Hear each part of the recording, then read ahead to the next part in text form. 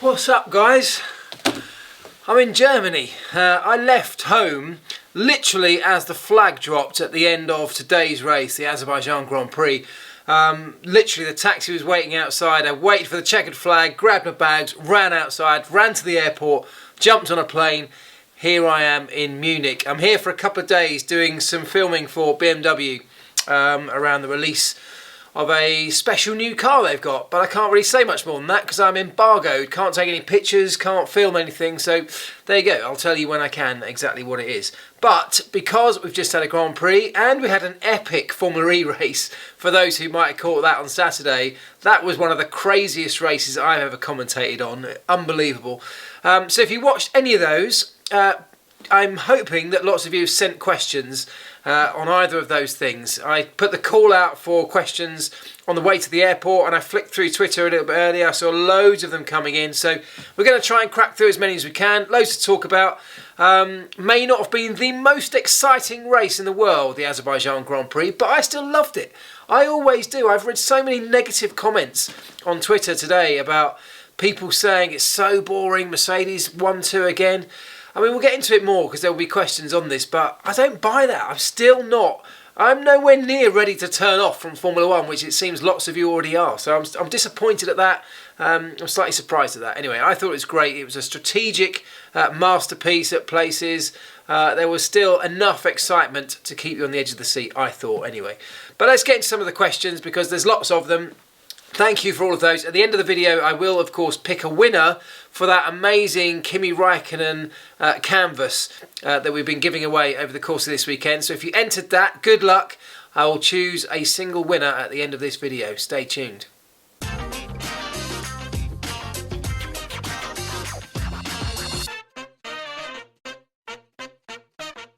Right, I have had some room service.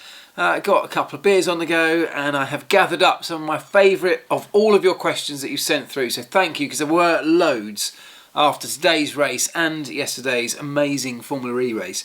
Let's get cracking on some of them. Stefan78, we'll start with you. He says, is the time delta fixed during the VSC, the virtual safety car, or should it be? Second question, since I just got a Tesla Model 3, should I visit an E-Prix? Well, congratulations, Stefan, on getting a Tesla Model 3. Well done. They are hard to come by and they are also a very sweet car, so enjoy that. You should definitely visit an E-Prix. You'll absolutely love it. They're great fun. As for the first part of the question, is the time delta fixed during the virtual safety car? It kind of is fixed through the regulations.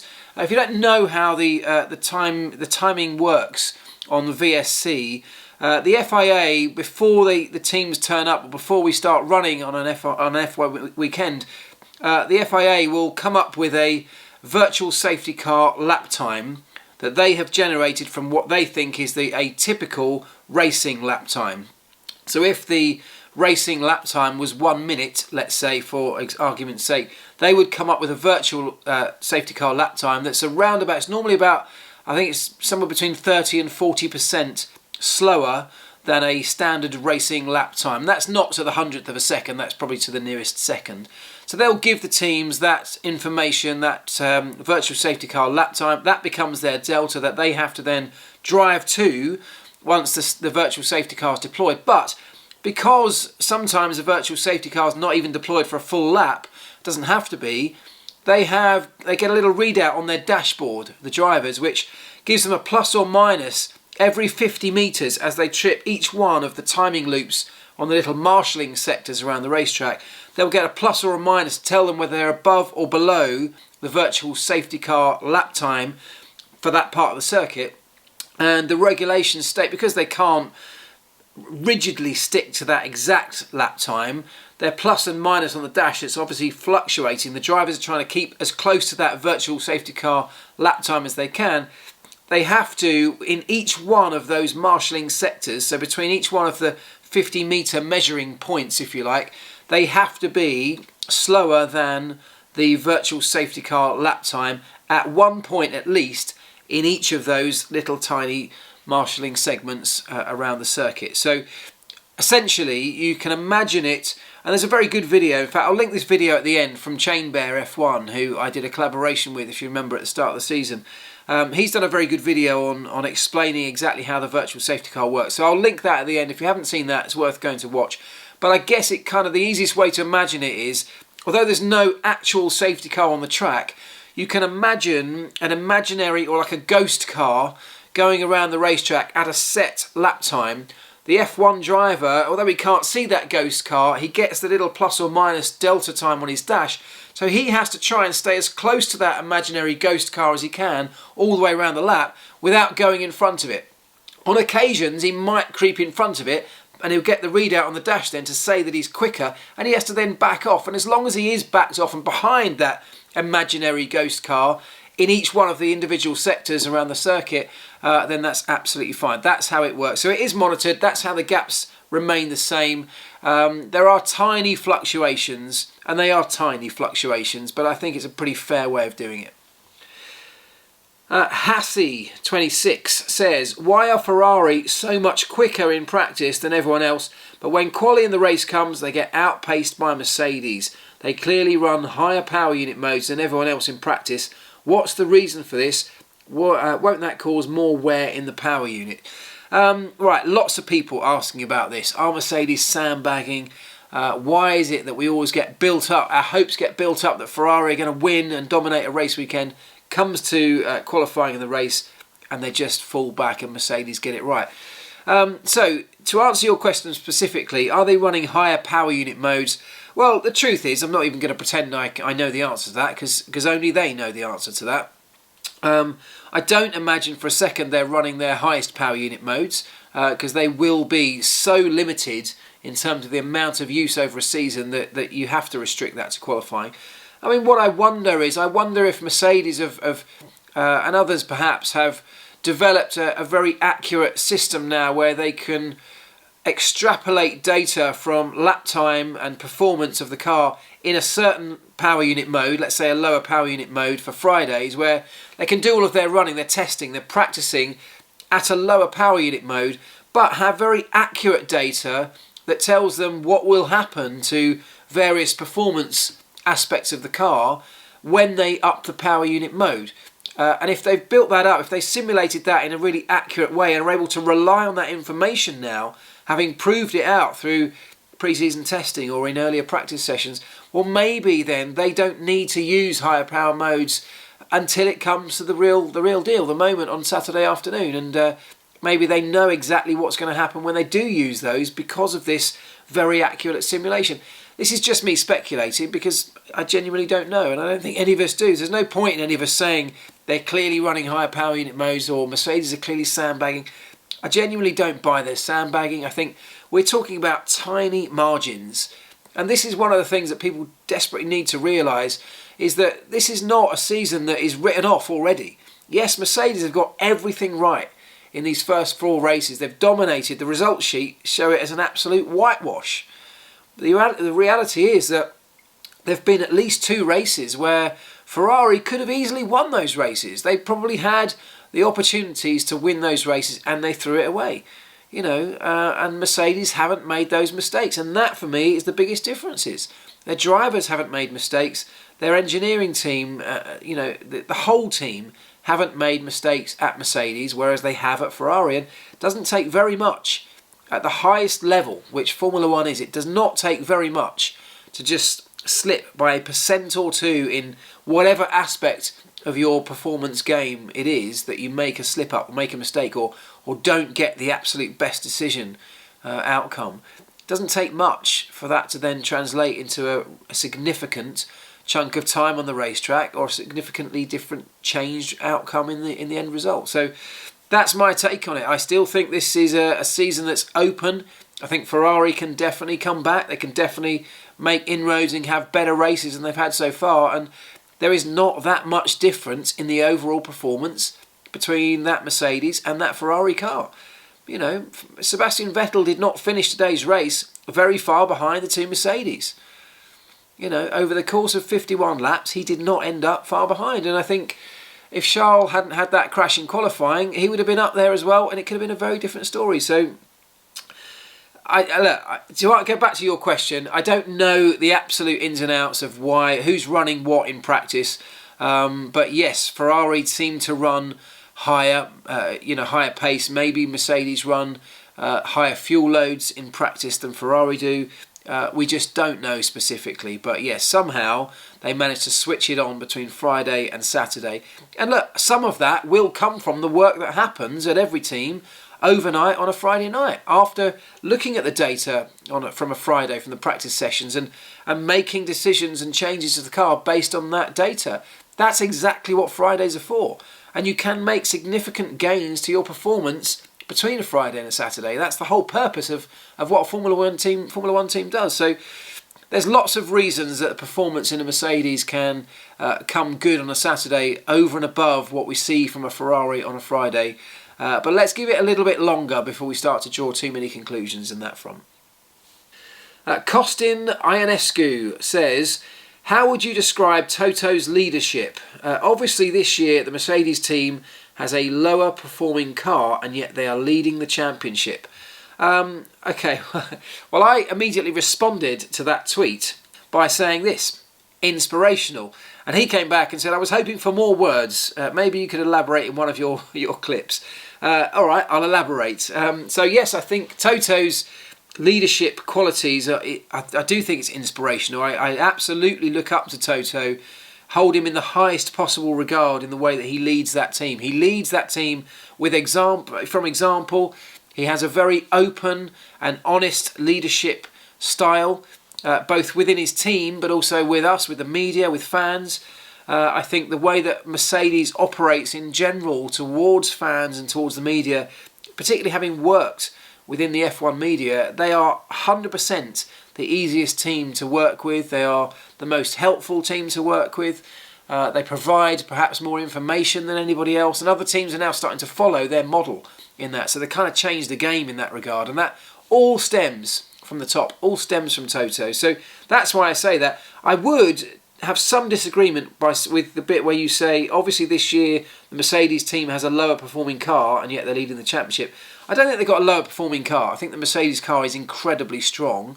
I think at certain races they have been marginally slower, if you like, or less well balanced at times than Ferrari, but they've made the right decisions where Ferrari haven't made the right decisions. So, and all of that comes from Toto. He breeds confidence in his team. He allows the strengths of each member of that team to come to flourish. You know, he gives the strategists the freedom to make the right decisions without fear of failure. The same with the mechanics, the engineers, everybody, the drivers. He puts no pressure on them other than the pressure that comes with being in a Formula One team. He allows people to take risks, to think outside the box and to make those decisions freely, trusting in the experience of those individuals in the team. And that, for me, is the best way that any leader should operate. In any team or business, you've got to have the best people around you and then allow them to do their job. Toto openly admits he's not an interferer. He doesn't go in and start trying to run strategy meetings because he's not a strategist. He's picked the best strategists to be part of his team and now he allows them to do their job. So I think he's absolutely inspirational and that's why I responded in that way. But a good question. Abby says, do you think Valtteri Bottas can be world champion this year? Absolutely, 100% I do. I think today at the start of that race, I think he showed a real sign of intent that he was not going to give up that place to Lewis Hamilton. He was going to get his elbows out. He was going to show Lewis and the world that he means business. He's a different man this year. He's got a different attitude, and that's really translating into strong performance, strong results. So absolutely he can be world champion. Barath Nag says, how was Charles Leclerc driver of the day when Kimi finished the race in the points after a pit lane start? And when Alex Albon did it last time, it was okay. Seems weird to me. Yeah, I mean, look, the driver of the day award, it went to Charles Leclerc, if you don't know. Charles drove a great race, drove a decent race. Was he driver of the day? I mean, probably not. But let's not forget, the driver of the day award is essentially a popularity contest. And undoubtedly right now Charles Leclerc is the man of the moment. Everybody loves him. We all want to see him do well. And there was a collective sigh when he hit the barriers yesterday, and it wasn't a a rolling the eyes type sigh, was it? It was a sigh because the whole world was disappointed and felt so sorry for Charles. So he's this new kid on the block. Everybody loves him, and that's why he got voted Driver of the Day. Let's not read too much into that. I remember when the very first race that Driver of the Day was introduced, it went to Rio Haryanto, if you remember, because he had this huge, huge following in Indonesia. He definitely wasn't the Driver of the Day on that particular day, but because it was a popularity contest, he got it. So that's the reason. Pasquinel Nice, or Nays, says, is it possible to join and work with an F1 team when you have a family life and a child? 100% it is. Absolutely. Loads of people in the F1 paddock have families and kids. I had kids when I was doing my stint at the Formula 1 team as well. You can make it work. You need an understanding family, absolutely, but there's no reason you can't make it work. If you're thinking about going that way, and that's definitely your passion, don't let anything stop you. Go for it. Cody says, seeing Seb checking out the back of the Merc after the race makes me wonder, do many of the drivers have a deep enough technical knowledge to actually provide useful feedback about aero or suspension trickery that they see during these inspections? Some drivers do have a really in-depth technical understanding. I think Seb's definitely one of those. Lewis is pretty good in that sense, pretty good. Some are, really technically minded. Some work hard to get an understanding of the technical side. But you can bet your bottom dollar, if Seb was taking a good look at the back of that Mercedes after the race, the engineers will have been doing the same over the course of the weekend. They'll have been doing it on the grid. They will have all their photographers snapping pictures of every single part of that Mercedes that they can get their lenses into. So if Seb's having a look at it, so will the absolutely technically minded engineers at those teams as well, and they'll be poring over that data and those pictures tomorrow morning. Sonny says, do you think Lewis has been too nice to Valtteri compared to Nico Rosberg? He could have been a bit more aggressive at the first corner. Well, Lewis even said that himself, didn't he? He could have been a bit more aggressive at the first corner, but perhaps he's learnt some things from the Nico Rosberg battle, in that there were a number of occasions when that didn't work out well for him or the team. And, he now knows he's a much older, wiser, more mature driver, I guess, and every element of experience you gain from those type of moments starts to build up, have an influence on the future incidents that you come up against. And maybe, first corner of the race, he realises that it's a long race and in theory you can overtake around this circuit, so he didn't need to win it on the first corner.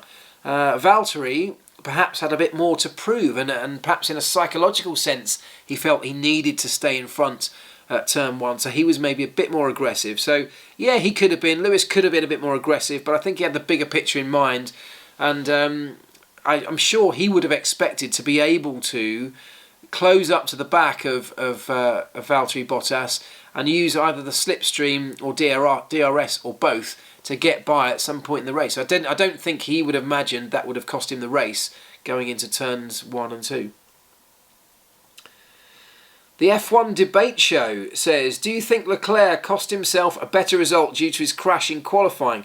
Well, I mean, look, you might think the answer to that is really obvious. I mean, it is really obvious. Of course, that crash in qualifying cost Leclerc a better result in the race because he started, all the way back in 8th place. So, absolutely, it cost him a better result.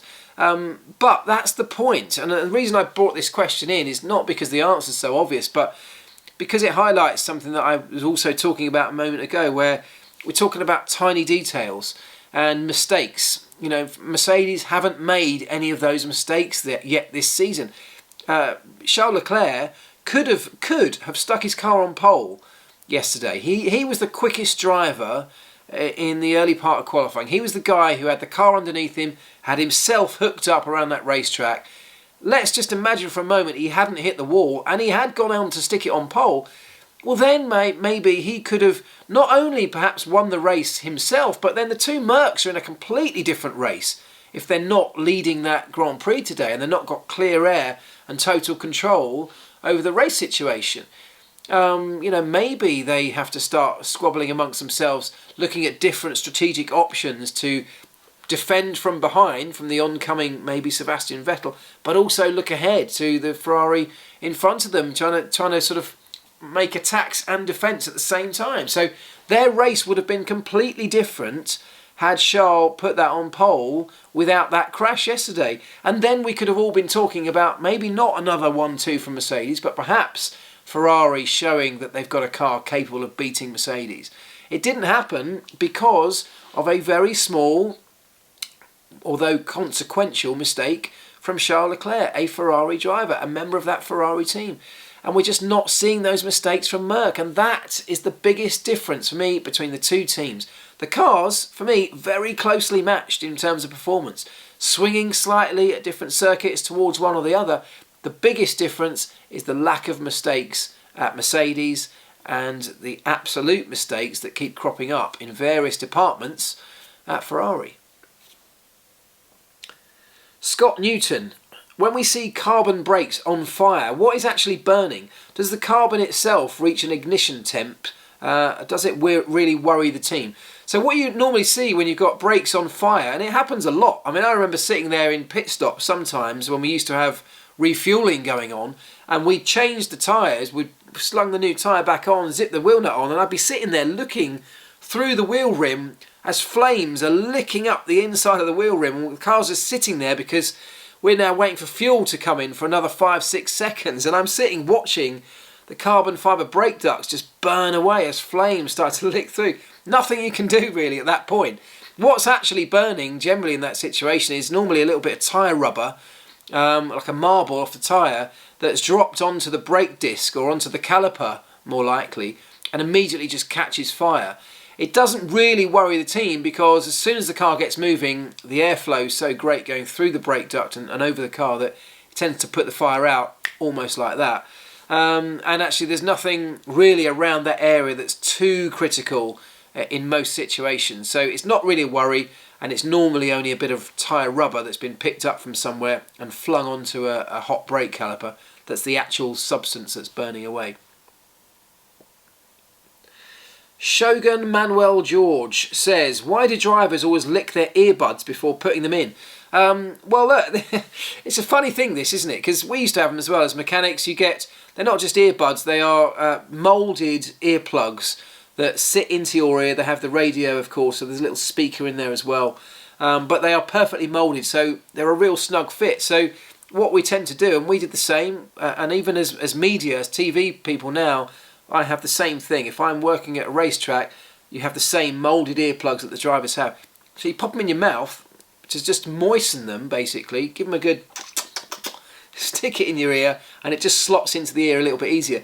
I do remember one of my mates in the garage at McLaren once, because they're obviously moulded to each individual person's ear, and inside, underneath the sort of silicon resin that they're made of, there's a little label laid up inside the clear resin which has your name on it, so you know whose they are. So my mate, I remember getting them out of his toolbox, giving them a good old suck, popping them in his ear and realising it didn't quite fit properly. And then when he took it out with a closer inspection, realised it wasn't his, so he'd sucked all the earwax out of somebody else's. Harsha says, hi Mark, what do you think if we have points for qualifying top 10 also? Pole gets 10 points, P10 gets 1 point. It'll make getting into Q3 more important, help avoid teams not taking part in Q2 to start on the preferred tyre choice. Your suggestion. I totally agree with you, Harsha. I'd actually go even further, and this is going to be a controversial, maybe unpopular opinion. I would give points for qualifying, and then I'd reverse the grid on a Sunday. Now, discuss. Let me know what you think to that in the comments.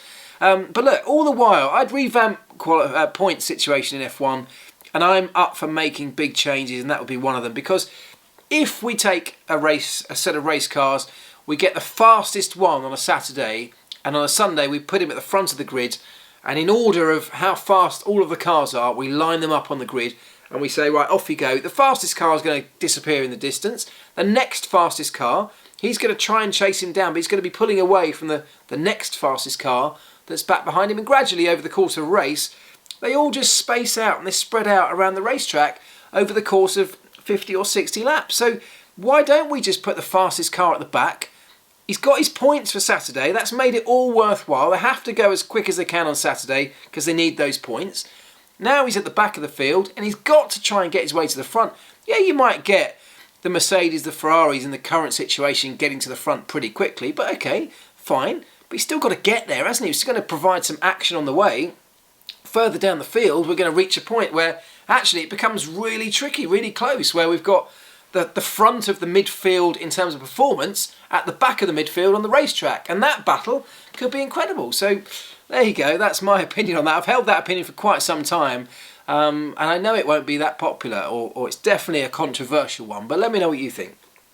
Right, couple more. Twan Stolvik. Hi Mark, I was wondering, where are the garages for the F2 teams during a race weekend? On TV it seems like all the garages are occupied by the F1 teams. A couple of people have asked this. So what happens is the pit lane is taken up entirely by all the Formula 1 teams. So the F2 teams have their own paddock somewhere out the back. It's a tented, generally in most circuits, it's a tented village if you like, where they all have their awnings, which is their little pit. That's where the cars are prepared, and then when it's their turn to have some track action, they wheel everything round, they push the cars round into the F1 pit lane, they bring a series of trolleys with tyres and tools and everything they need, pit stop equipment, they wheel all of that into the F1 pit lane. The F1 teams move all their stuff right back up against their own garages to give them some space, and the F2 teams get given one of the F1 teams' aprons in front of their garage, so the space in front of their garage to call their own during their race. And as soon as their race is over, they've got to quickly pack everything back up onto their trolleys and wheel it back out of the F1 pit lane as quickly as possible. So that's how it works. And finally, Russell Andrew says, Mark, when will you get an interview with Kimi? Waiting for it. Russell, so am I, mate. I've tried so hard. I came so close. I was actually on my way next week. I was due to be, well, in fact, I am going to Switzerland next week. And I had arranged a trip to go and hang out with Kimi and Mark Arnold, in the days before the event that I was going to Switzerland for. Unfortunately now I've got to go to Marrakesh the day that I was supposed to be doing that. So it's incredibly hard. Kimi's schedule's mad and his enthusiasm is low for this. And so trying to find a day when he's free and available, and I am as well, and of course we're in different countries, trying to get us together is incredibly difficult, and I was close, but it didn't work out. I will continue to try. I desperately want to make that happen. So look, watch this space, and of course you'll be the first to know. Right, thank you so much, guys. I think that was a really long one once I've added all of that up, I'm not sure, but I hope you've enjoyed it. I hope you've learnt something. I hope I've answered the questions as fully as I could, and I hope it's maybe given you some sort of entertainment as well. But let me know what you think. Keep the questions coming in. I'll keep trying to answer them as best I can. Right, we need to give away this Kimi canvas, don't we? By Jage Owen, amazing Kimi canvas that I showed you on Thursday in the preview video, supplied by the gpbox.com. If you haven't yet, go and check out the gpbox.com. It's an amazing site, a little bit like an eBay, but just for motorsport stuff, memorabilia, artwork, merchandise, clothing, all sorts of gear from this era, previous eras gone by, retro, team gear, I mean all sorts of stuff. It's an amazing little Aladdin's cave of motorsport gifts and products, so go and have a look at it. All will be linked in the description, but lots of you entered the competition by sharing the preview video using the hashtag GPBBAK. I'm going to quickly find all of those hashtag entries. Give me a moment and I'll be back. As ever, loads and loads of entries to this competition. I think this is a really good one. I really like the print, and Kimi's obviously mega popular, so loads of Kimi fans who've entered this. So I've got them all lined up here in front of me. All the qualifying entries using the hashtag, tagging all of the three people in, me, gpbox.com and JJo and the artist as well. So thank you to everyone who's done that. I'm going to scroll all the way from top to bottom and back up again. Just going to keep going up and down all the way. It's going to hit the bottom, it's going to go back up to the top again, all the way. I'm not going to look, and then in a moment I'm going to stop, and whenever the screen comes to an absolute standstill, whichever one's in the middle will be the winner. Right, here we go. And it is, that is Commander Omegan. Commander Omegan. I think that's right. Congratulations to you, my man. I think you have just won a Kimi canvas. I will message you directly through Twitter. But thank you, well done. I'll double check that. Yeah, it all looks good. Let's see if it says where you're from. The Netherlands. There you go. We've got one going to the Netherlands. So congratulations. A huge part of my audience from the Netherlands. So I'm glad that one is going out there. Well done to Commander Omegan. I will be in touch with you. But congratulations, you've just won yourself a Kimi canvas. Well done. Right. Thanks so much, everybody. I hope you did enjoy the Azerbaijan Grand Prix. Maybe not an absolute classic, but for me, still had enough intrigue and enough going on to keep us interested. So look, roll on. Spain next. Couple of weeks' time. Let me know what you're looking forward to most about that. Ta-da.